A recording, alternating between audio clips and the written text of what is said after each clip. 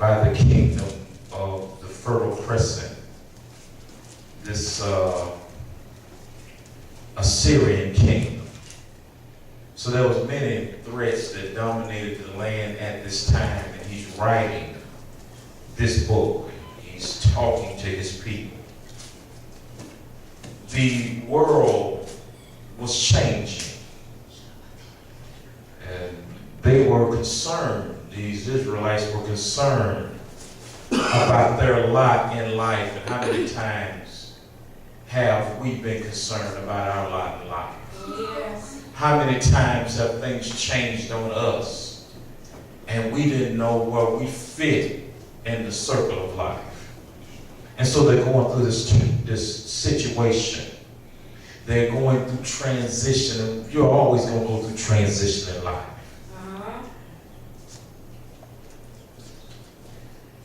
One thing they ask themselves, if we are chosen, how are we going to survive? We're chosen. How are we going to survive? How would we continue to be a theocracy, this God-led society, and the world was changing so fast? How could we stand?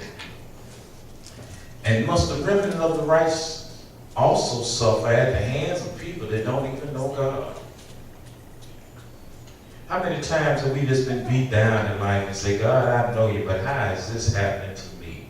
Oh, yes. Oh, yes, yes, yes. That would be a purging, because God wants a holy people.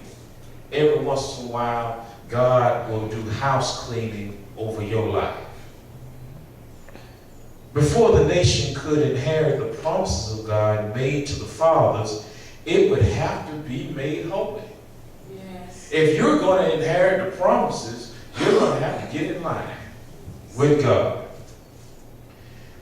You know, have you ever had a fight and you just had to keep on fighting, and you and this is what they were going through. They were fighting a battle against enemies that dominate the area. They were fighting the enemy of their mind. They were fighting the way they felt about themselves. They were always fighting something. He had to deal with them.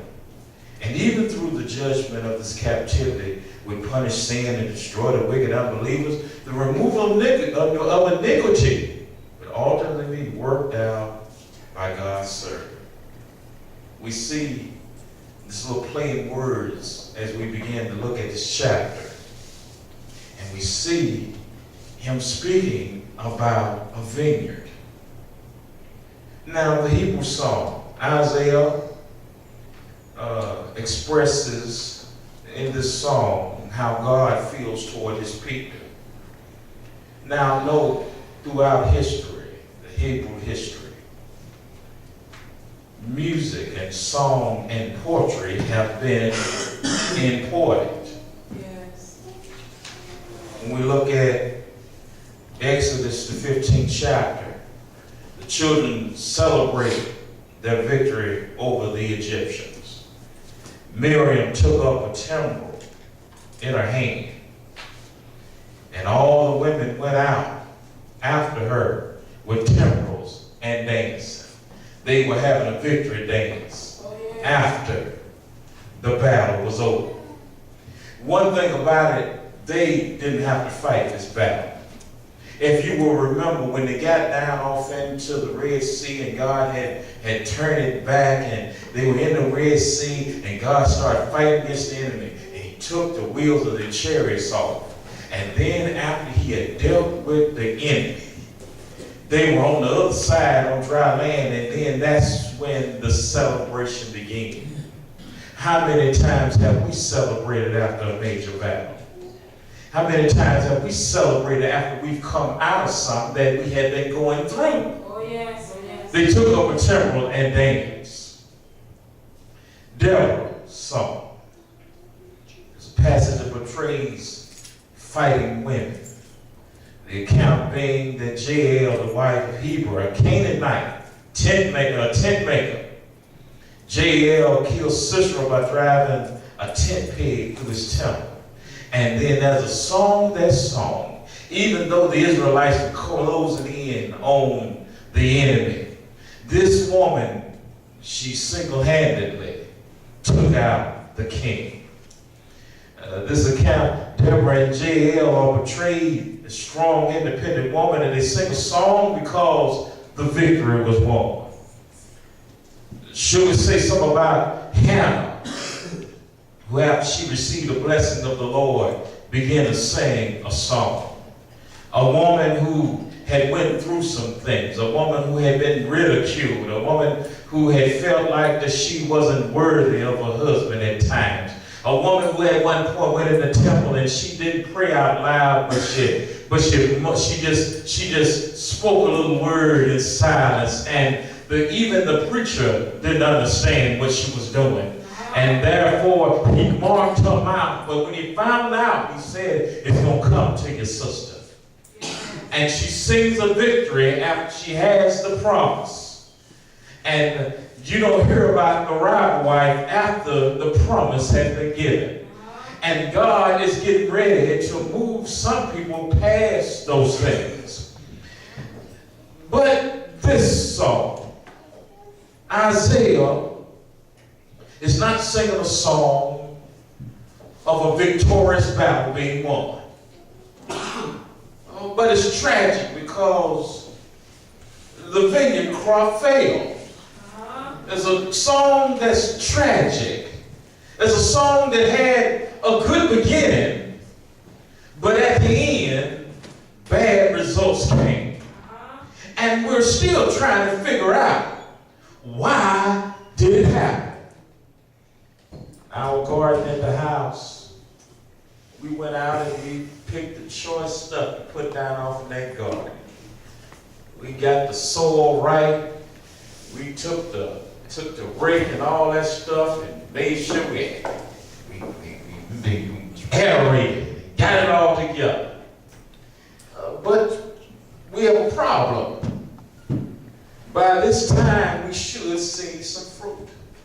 By this time. And we're not seeing any fruit. And so we're trying to figure out what the problem is.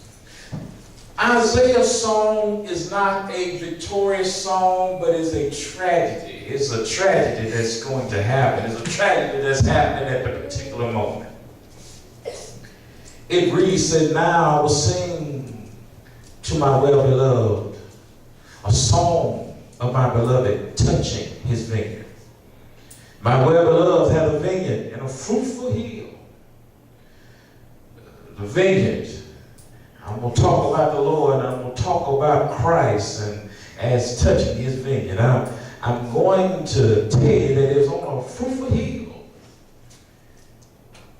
When you're growing this type of grape, requires a warm planting site.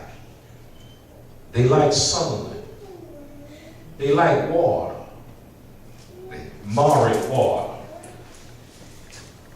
And you have to prune them during the dormant season to control the growth of abundant fruit.